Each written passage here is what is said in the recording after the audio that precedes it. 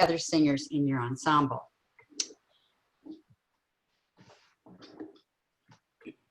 Okay, why is this not moving forward?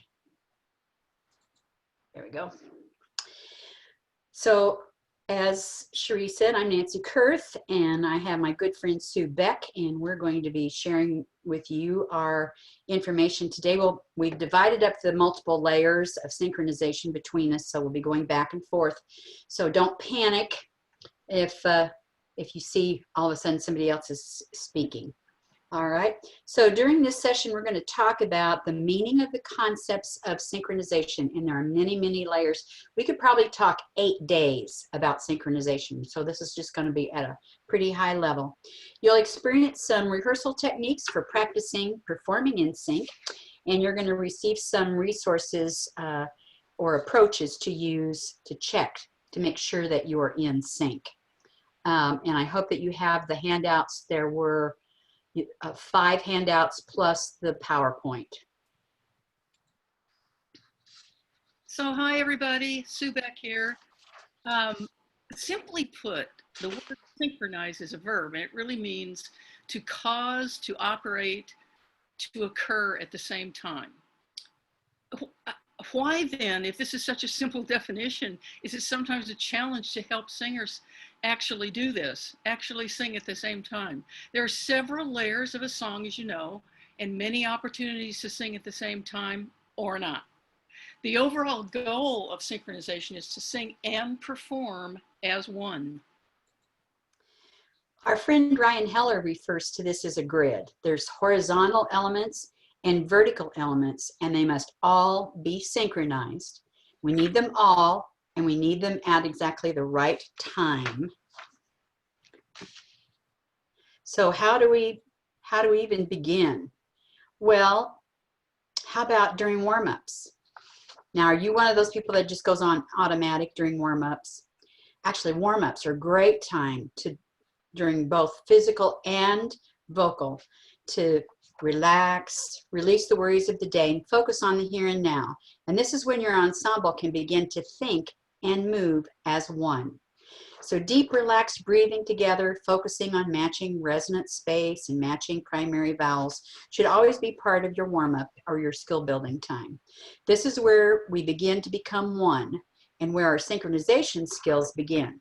So as we talk about synchronization, we're going to share some warm-ups that might be part of your rehearsal techniques. It begins with learning the arrangement. And we're talking about note and interval certainty, and not just like in the area code or the zip code. We mean a very specific location. We're also talking about lyric certainty, speech-like with clarity, sing it as you speak it. And if there's a doubt about your approach to match the rest of the ensemble, because some of us have local accents or natural accents depending on where you were born. For instance, I was born in Missouri, and so the word vowel is very difficult for me. I have to really think about it to say that word. And Sue's from Texas, so of course she talks funny. I beg your pardon. When you're learning your song, you want to also include the vocal inflection and the interpretation techniques as part of your learning process, because that affects the delivery of the lyrics and the ability to deliver them in sync. And then the knowledge of the interaction of the moving parts. Who's moving, who's holding, what's my job description, who else is doing what I'm doing, or who's not doing what I'm doing, and how can I support them? So it's important to learn all of these elements so that synchronization can begin at the very beginning of your process. All right, now we're going to experiment with our first poll. If you haven't done a poll before, this is on handout number 1. So just take a look at number 1 on handout number 1. And we're going to ask you, are all the singers singing the correct notes, and how do you know? Did we launch the poll? I'm going to launch it right now. Okay. All right. So to answer that question, you have lots of choices. So which do you think is most applicable? Recording for your own personal self-evaluation, or recording so that somebody else in your section can give you feedback, or maybe your section leader can give you feedback, or maybe at a section rehearsal, the section is singing and the section leader can tell that everybody's singing the right notes and words. And duets, so singing your part against each of the other three parts. The grand march is where each part lines up and the people at the front of each line, like a quartet, sings, and the director is directing and then indicates when they're done. After a line or two, they go to the back of the line and the next four pop up. Nancy? So, yes? Line quartetting as well, if that makes it clearer to anyone else. Line quartetting Yeah. is another way to say grand march. Right. All righty. Just watching and listening, use your ears, use your eyes to tell if people are in sync. Maybe the right answer is all of the above, or if you have something else, put it in the chat. In the poll. Everybody submit, and let's see what we get for a response. Tell me when you'd like me to end the poll, Nancy. You can end the poll right now. Thank you. The poll reveals that we have a lot of very, very intelligent singers. 67 out of 83 said all of the above. Oh, excellent. And do you want me to just to share these results with you? Oh, that's perfect. So you have lots of options, lots of different ways that you can check for the correct notes. Which is really cool because it gives you a lot of variety to the way you do your skill building. You want me to stop the share? Yes, thank you. So now we're going to talk about breathing, and breathing is a vertical element. So we want to be sure to start the phrase together with an open, relaxed breath, and we're going to practice that. All right, so I want you to drink in air. So you have your cup and you're going to take a drink of air. And did you notice what was happening? The back of your throat was open, the palate is raised, and the tongue is lying in the bottom of your mouth. Do that one more time. Take a drink of air. That's what we want to start each and every phrase. And that applies also to your personal breaths, your staggered breathing. And you want to, that's a whole nother skill all in itself, staggered breathing. So you want to be sure to exit and re-enter with a full awareness of the sound and the correct vowel. And I recommend that you mark your breaths on your music and you hand your music to whoever's listening to your recording and have them double check and make sure that you're breathing where you need to breathe. It's important that you know when those 6 people around you are breathing, know when your part is supposed to breathe and when your part is not supposed to breathe. That's really important. So you want to be sure to focus on the goal that the sound should be as beautiful at the end of the phrase as it is at the beginning of the phrase.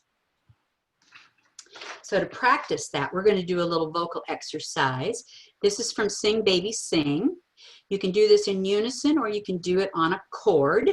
So let's try it on a chord. And what we're going to do is we're going to sing straight across until we hit the number 8. 1, 2, 3, 4, 5, 6, 7, 8. Then we're going to go up a half step. 1, 2, 3, 4, 5, 6, 7. We're going to leave out 8. Then we leave out 6, 5, 4, all the way through. Okay? So this is practicing breathing together in sync. All right, so here's an E flat. Lead, tenor, bari, bass. Here we go. And 1, 2, 3, 4, 5, 6, 7, 8. 1, 2, 3, 4, 5, 6, 7. 1, 2, 3, 4, 5, 6, 8. 1, 2, 3, 4, 5, 7, 8. 1, 2, 3, 4, 6, 7, 8. 1, 2, 3, 5, 6, 7, 8. 1, 2, 4, 5, 6, 7, 8. 1, 3, 4, 5, 6, 7, 8. 2, 3, 4, 5, 6, 7, 8. How'd you do? Okay, so in this particular exercise, the breaths are 8th notes. So this is a way to practice 8th note breaths. So you can do this exercise multiple different ways. You can do it, first of all, maintaining the integrity of the note straight across. Check your TE tuner, make sure that you're straight across. Make sure that you do the full half step so the integrity of the key change is good. And then also work on forward, open, resonant sound all the way through. All right, it's a great exercise. Sue, were you going to add something to that, hon? Oh, just that I have trouble with the lyrics on that one. I know, challenging, yes, indeed. We're going to go to the judging category description booklet, and this is from the expression category. Yes, Sue paid me to put this in. Talks about attacks and releases, but it also talks about internal synchronization. So it's not just the way we start a phrase or end a phrase, it's all the sound that happens internally within each of those phrases. And this is an example from the song, I Stole the Gold from Your Hair. And you can see that they don't always line up with the vertical elements. Okay? So it should be like our fence posts. All right, so let's talk about attacks. Now, attacks are vertical elements. So we want to make sure that the breath is part of the musical line. And the onset or the beginning of that line has that open, relaxed throat. No glottal attacks. So glottal is where the vocal folds come together before the air starts. So when we sing, I stole the gold, I open, drink of air. I stole, not I stole the gold. All right, so that's really important. The releases can be vertical and it can be horizontal. So horizontal is sustaining the sound to the full value of the note, to the end of the phrase, and vertical is everybody releasing together. So does the phrase lift? Have you heard that before? Lift your phrase endings. Mm-hmm. And does it end with a release out and up? Needs to hit the last row of the balcony. I like the analogy of lifting a Kleenex out of a box. So would you sing for me, I stole the gold from your hair, and I want you to lift a Kleenex out of the box on the very last note. Here we go. I stole the gold from your hair. Okay, and when we release the Kleenex, then we're releasing together. The palate should be as lifted at the end of the phrase as it was at the beginning, so there's no collapse. Okay, I'm going to say that one more time because this is important. The palate should be as lifted at the end of the phrase as it was at the beginning. All right. Vowels. Did you see how good I did on that? Yeah. This is where the story lives. And the vowels have some responsibilities. They're going to carry the melody and the harmony, promote overtones, and provide duration. So that's horizontal elements. The vowels need to be matched. And this is a great example given to us by Lori Leifert at the set we had in Spokane when Lori and Jana were there, where they talk about the gold posts at the corner of your mouth, book space, show just a little tooth, just a little, because you don't want any lip tension, and the tongue is nice and relaxed. All right, so that's important.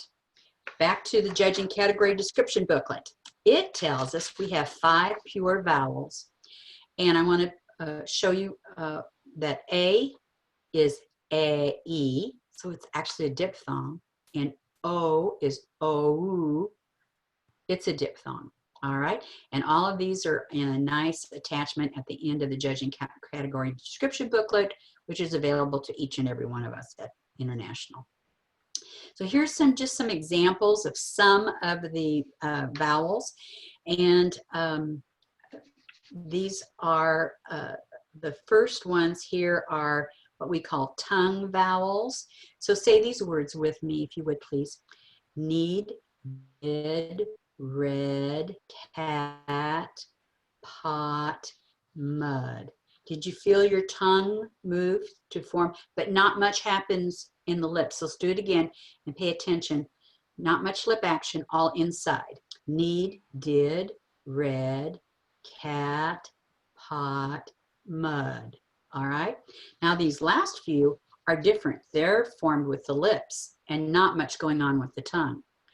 Say these with me. Could, lawn, moan, moon. Okay, so using the right vowel is really important. Now diphthongs, that's a combination of two vowels sounded with a single syllable. And the diphthongs are turned when we go from the first vowel to the second vowel. And we want to hear both sounds. All right, that's really important. So proper turning of the diphthong is especially critical to successful barbershop. So both vowels must be heard.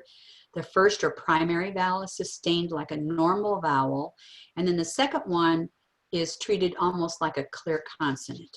The first vowel is the important vowel of the diphthong, and the second vowel should be executed quickly and deliberately unless you're instructed differently. So let's look at a few of these and just say the first word of each of these with me. So cow, pie, That was good. boy, day, blow. And here we're going to treat R as if it were a vowel. Hair and ever. Interesting, huh? So sometimes R can be treated as a vowel in a diphthong. And then you've got glides. Now glides is like where you have a pre-thong. I don't know if that's a real word, but It is in barbershop. Yeah, okay.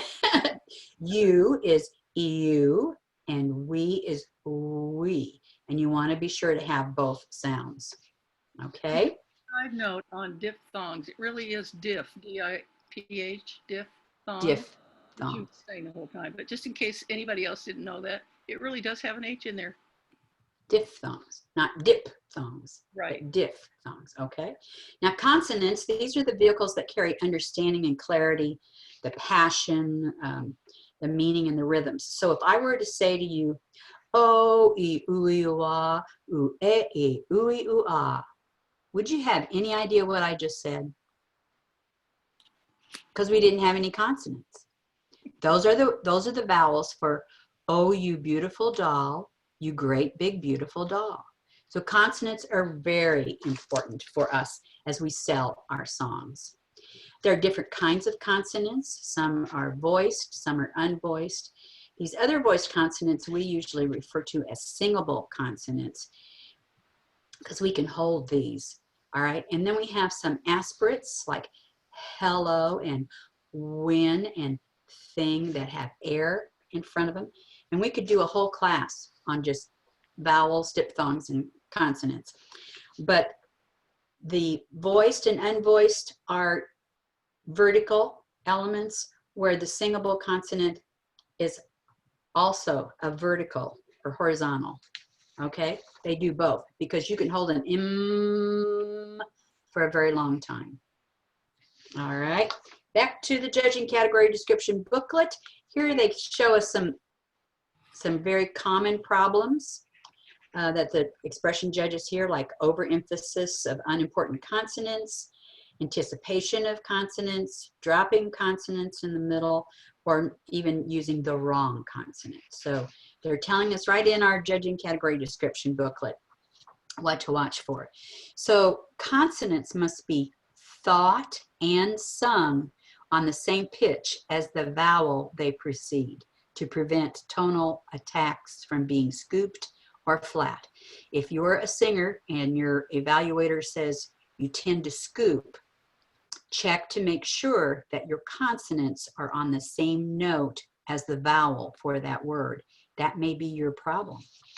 Consonants should be articulated distinctly, freely, and flexibly, rapidly, and as naturally and plainly as if you're giving a dramatic reading. And you're going to articulate the proper sound for each consonant. You're not going to substitute for another. You might even want to mark on your word sheet, if you do word sheets, mark vowels long and consonants short with like a dot and dash so that you're sure that you're just touching the consonant, but you're elongating the vowel. All right, we're ready to move on to our second poll. Let's see how we're doing here. So how do you know? How do you know if all the singers are singing the same vowel sounds? So your choices are: no voices are standing out, there's a huge overtone, the diphthongs are turned together, the primary and the secondary vowels line up in sync. The directors and the section leaders have given us good examples, which we are matching, and every held vowel is matched so that it increases the ring of the chord. Or is it all of the above? All right, submit your answer if you would, please.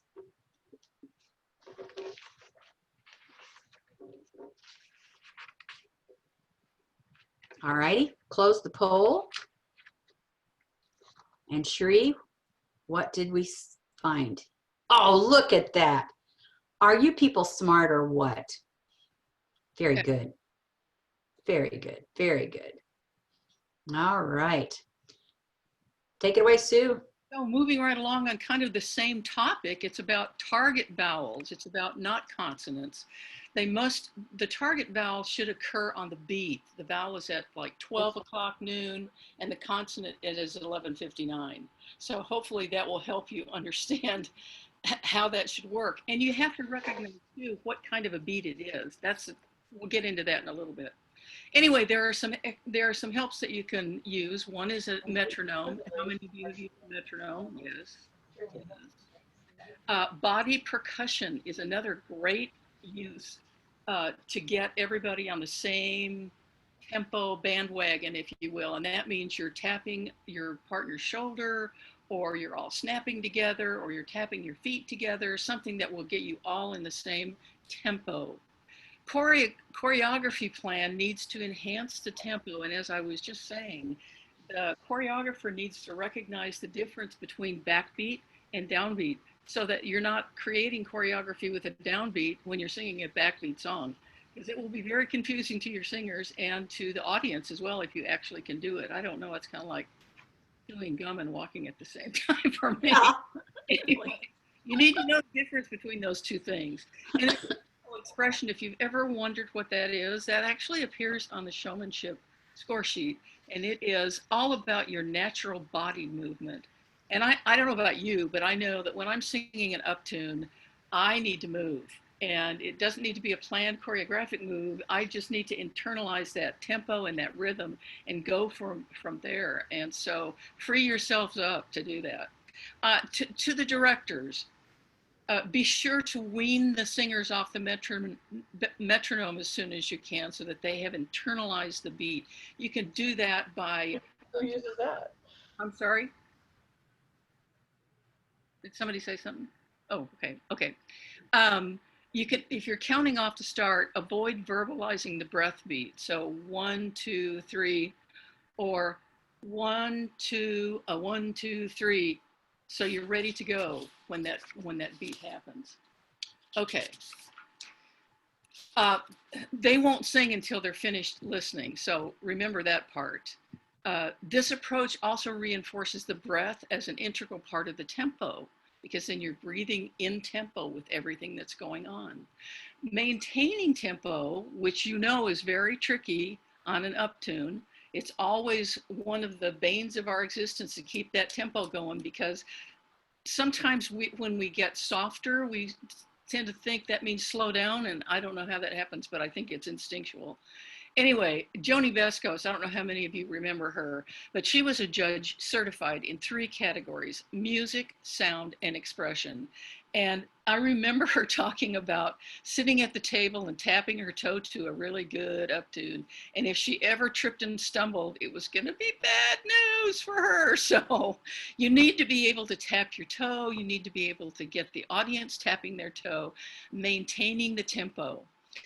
We have a new handout that is out there that's called Maintaining Tempo. So be sure and print that out and take a look at it, because it gives you myriad ideas about how to go about doing that. And now it's time for another poll. This time, how do you know if the singers are performing in the correct tempo? Tape a metronome of the tempo beat and sing with it. March in a circle along with the tempo. I particularly like that one. Reps over and over to build the stamina and muscle memory of the tempo. All the above. I know what I'm going to say. So submit your answer.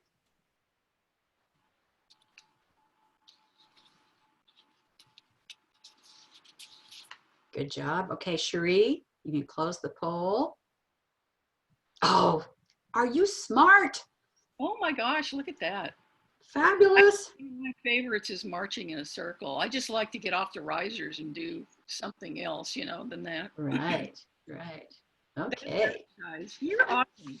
Okay, so ballads are a little different ballgame. However, I need you to understand that ballads have an implied tempo / rhythm in the way they're done, because they are poetry after all, you know, so they also have to have that. It's just not, that's not what you concentrate on. So what you need to concentrate on is the interpretive plan, and you need to know that as an individual singer, which sounds interesting when you put it together with being independent in executing the plan, energize the phrase endings, release with a common approach and energy, stay mentally checked in all the time at what you're doing. There is no relief from this. You have to keep the audience completely engaged in the story that you're telling. So in order to do that, you need to know what the plan is, and you need to be able to execute that plan. And in addition, you need to be able to execute it together. Therein lies the rub, because you're asked to do something as an individual, but then you have to meet up with your 30 of your best friends and all do it at the same time. So there's your challenge right there. Here are some techniques for unison delivery on a ballad. You can speak through the poetry of the song. You can sing on a drone note, or some of us call it grunging. I don't know how many of you have done that, but that's a really good exercise for a number of different things. This is just one of them. And that's where let's say you're in a quartet rehearsal, 3 of you sing on one note, the key note, and the other one sings the part around it. It's really very, very interesting. All singers sing on the melody and break one part out at a time for duetting. That's a continuation of what I just said. Energize the phrase endings. Okay, did you get that message? Because I think Nancy and I both have kind of pounded that in a few times. Energize the phrase endings and release the phrases together. And once again, stay mentally checked in. Do reps over and over. Oh wait, I have a repeat here on my stuff. Sorry about that. I got lost in the heart of my own hotel. Hang on a second. Okay, we're ready for our next poll, which are going so well. This is very exciting that they're going so well. This one is, how do you know if all the singers are singing the same interpretive plan? Recording, self-evaluation, as we said in the first poll, duetting, grand march or line quartetting, musical leader or director visits the section rehearsals and listens so that you can hear if everybody's got the same interp going. Ask the section leader, sing without the director. Are you able to do that? Ballads are sometimes challenging, or all of the above. Okay, go for it.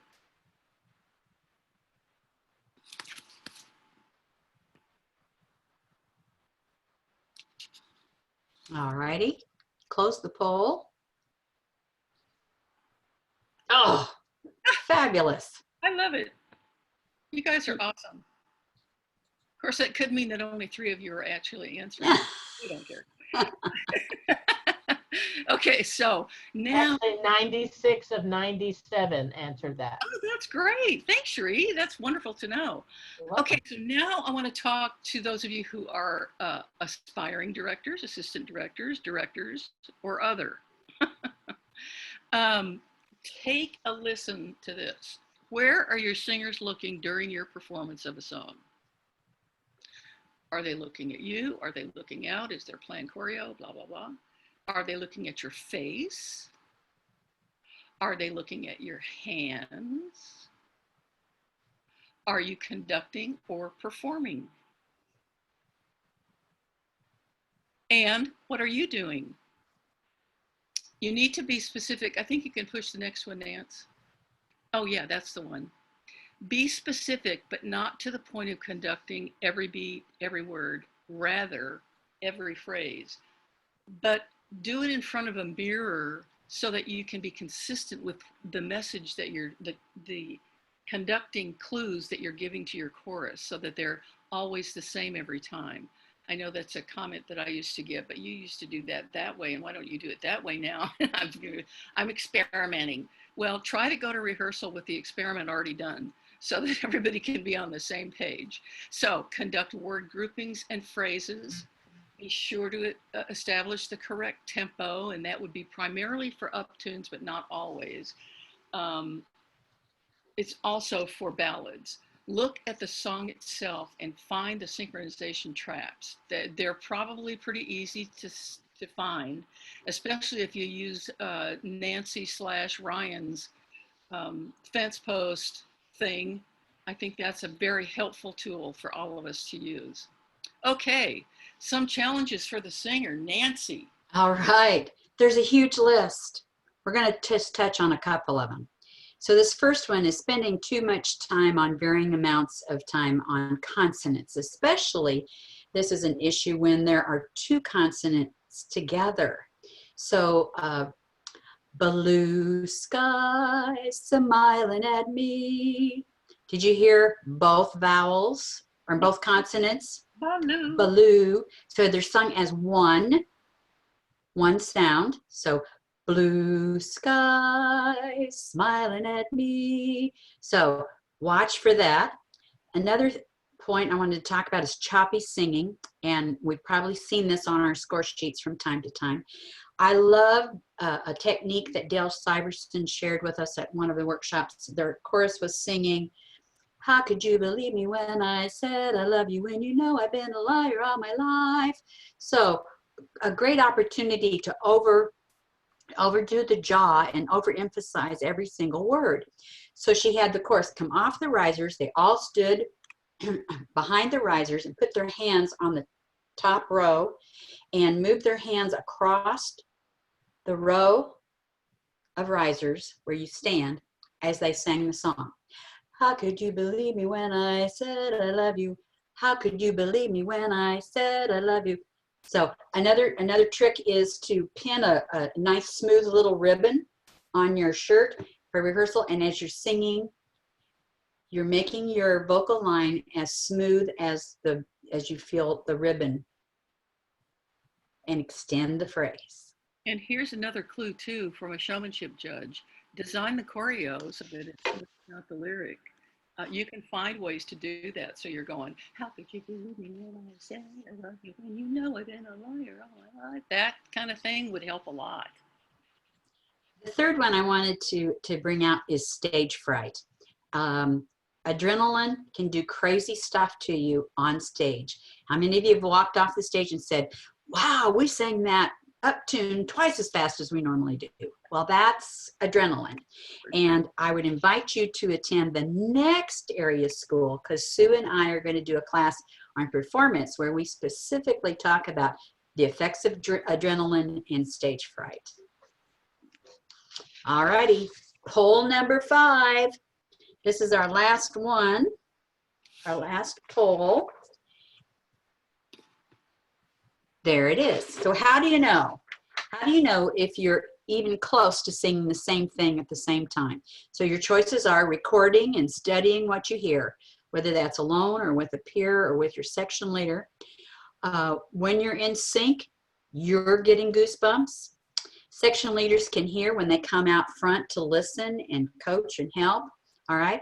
And when it's right, the director stops thinking technically, or all of the above. All right, make your selection. All right, Cherie, close the poll. Oh my gosh. You guys are very, very smart. Very, very smart. Excellent. Okay, All right, so Sue. the goal of singing in sync is to make sure every chord lines up perfectly as if every singer's voice is in step with another. It takes all of you and the director to be on the same page to get this done. The director and the chorus team are powerful number one. When each sound and silence is created at the same time, the chords are set up to lock and ring. And you know what they say, she who rings the most chords wins. So my neighbor came over the other day and he said, so what are you doing this weekend? And I said, well, I'm doing barbershop stuff. And he said, I hate that barbershop name, but I really like that you do it, which has nothing to do with this. But I'm telling you this because I said, I'm team teaching a class on synchronization. And he said, I said, I don't think you want to know about this. He said, yeah, give me a try. So I tried to explain to him how in our art form, which is so unique, that we have this shape that we sing where we're required to stack up all the notes above each other in a certain chord structure, sing the same vowel sounds at the same time, and do it all together. And then you get an overtone. And that's what we want. So synchronization gives you overtones, and that's exactly what you want. Remember, however, that every singer is responsible for every one of these nuances, every vowel formation, every emotion and projection of that emotion, every rise and fall of the phrase, every move, complete with energy, the satiny smooth delivery of lyrics. When you have watched an international convention and you have seen someone like running a show chorus or Scottsdale or North Metro or Lionsgate, those people have got you right here. And part of the reason is because they're doing everything together. I used this example in another class once, and it was about, I was watching Barbra Streisand singing in Central Park, and she had everybody in the palm of her hand, of course. She was wearing something simple, white, classy, classic, and all that. Had a microphone and a stool. That's it. She had us all there, and it occurred to me, you know, if we had 50 people up there that were doing the very same thing she's doing right now, how even much more powerful would that be if they were all doing it at the very same time? So to maintain a unit, we must each one of us be responsible singers, singing as one body, and one body that moves together, one body that feels emotion together, one body that does it all together. Put the you in unit, and you got this. So what have we covered? What do you know now that you didn't know before? Or maybe you knew it, you just forgot that you knew it. So now you have a better understanding of all the components, all the many layers that are part of synchronization. And you've experienced some rehearsal techniques, and you've got a list of more techniques that you can include into your rehearsal to make it in sync. And you've got some resources and approaches to use to check for synchronization. So thank you so much for your time and being with us. And now we ask that you stay in step with your sisters in song as you move forward in synchronization. So we've got time, I think, for a few questions, if there are any. I have an answer before you have the questions. Well, all righty. I want to encourage everybody to get out there and look at the handouts. Part of my part of the presentation was to mention the BUZZ 6-step procedure for learning music. And it's a critical piece because they have developed, and they may have not done this on their own, but probably did because they're so smart. Anyway, this 6-step approach to actually learning music, that if you do it that way, you can avoid some of the pitfalls that we run into later on down, like sync issues and vowel matching and tempo stuff. So if you follow that, I would encourage you to look at that and the maintaining tempo one and all of the others, because they're there for your use. And feel free to make as many copies and hand them out on street corners if you'd like.